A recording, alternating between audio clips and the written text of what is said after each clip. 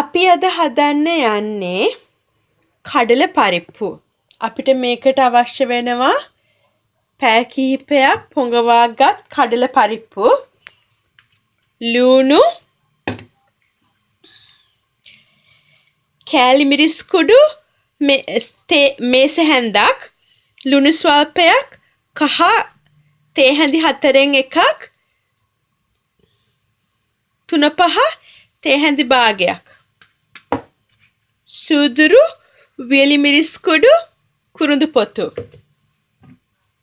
පොල් කිරි, මම ළඟ තියෙන මේ පිටිකල පොල් කිරි, වතුර ස්වල්පයක්. අපි වතුර ටිකක් භාජනයකට දාලා ඒක රත් කරගමු. මම තෙල් පාවිච්චි කරන්නේ නැහැ. තෙල් පාවිච්චි කරන්න හොඳ නැහැ. මට කොලෙස්ටරෝල් නැහැ, දියවැඩියාව නැහැ. එහෙම වෙන්නේ කෑමෙන් අපි පරිස්සම් වුණාම. ඉතින් තෙල් වල කෙලින්ම තියෙන්නේ කොලෙස්ටරෝල්. ඒකිට තෙල් පාවිච්චි කරන්න එපා. තෙල් තියෙන වාහන වලට දාන්න ඒ වගේ දේවල් වලට තමයි. තෙල් වලින් උයන්න නෙමෙයි තෙල් තියෙන්නේ. ඒකිට තෙල් පාවිච්චි කරන්න එපා. පුළුවන් තරම් තෙල් පාවිච්චි කරන එක අඩු කරන්න, නැත්නම් සම්පූර්ණයෙන්ම තෙල් පාවිච්චි කරන එක නවත්තලා දාන්න. දැන් අපි මේ වතුර ටික රත් කරගන්නවා. මේක නටනවා දැන් වතුර එක. එතකොට අපි මේ අඩු වැඩි ටික දමා ගන්නවා මේ නටන වතුරට. දාගෙන ඒවා ටික රත් වෙන්න දෙනවා. දැන් අපි මේ වතුර එකට ලුණු දමා ගමු. ඒක රත් කරගමු.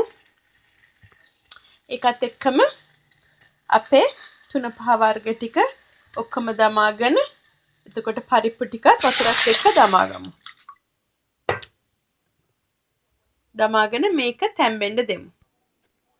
දැන් අපේ පරිප්පු එක කඩල පරිප්පු එක තැම්බිලා ඉවරයි. මම රහ බැලුවා.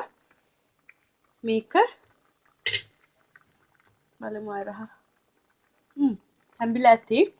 දැන් මම අර පොල් කිරි ටික දාගන්නවා. පොල් කිරි දාගෙන මම උයා ගන්නවා මගේ කඩල පරිප්පු එක. අපේ කඩල පරිප්පු කරිය ලෑස්ති.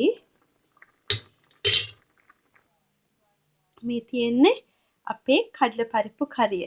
බොහොම ස්තුතියි.